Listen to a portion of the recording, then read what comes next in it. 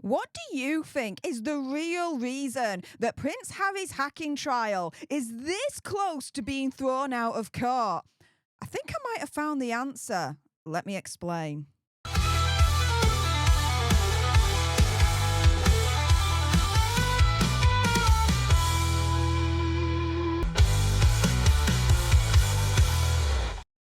Hey up everyone, it's me, Stef, the Alternerd, your nerdy alternative, and welcome to the Dose the Daily Nerd, where I break down the royal news and gossip of the day that's pretty much caught me eye. And oh my goodness, what a bad day in court it has been today for Prince Harry and his hacking trial, his hacking lawsuit against Rupert Murdoch's publishing empire News Group newspaper.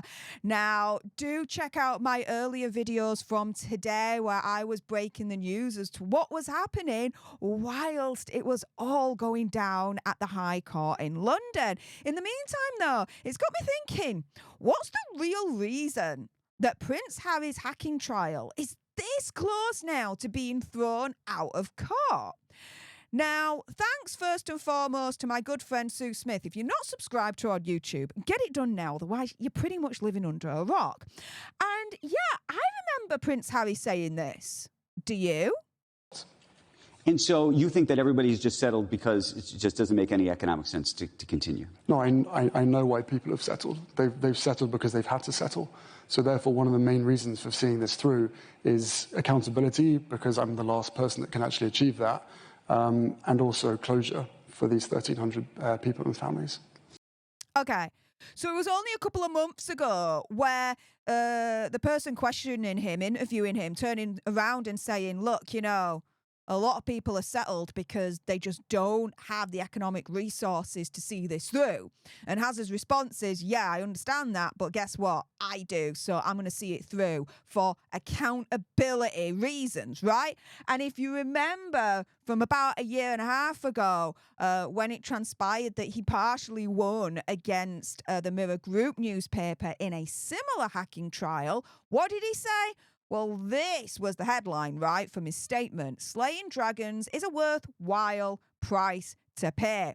However, does he have now the financial capability to continue paying that price to slay these quote-unquote dragons any further? Doesn't seem like it anymore, does it, guys? Because we've got Hugh Grant here, who was in the process of suing News Group newspaper, just the same as Prince Harry, right? He settled. Why? Because he would have faced a bill of up to £10 million, even if he had won. So even if he had won, the financial payout that he would have had to spend just on legal costs alone, it just wouldn't have been worth it. And maybe now Hazard might be waking up to this notion that he does not have an endless supply of money to be able to just continue throwing all this money to his barrister and lawyers in this crusade against the tabloids, right?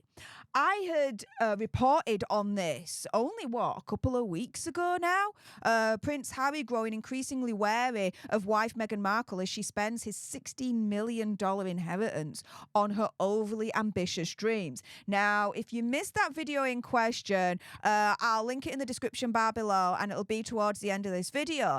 But the gist of what I discussed in this video right here was this notion that, you know, money is running out. And Hazard is sick and tired of Megxie using his money for her projects that are failing, that he's not seeing a return on. So it's a big indicator that at this point, they are now starting to really run out of money.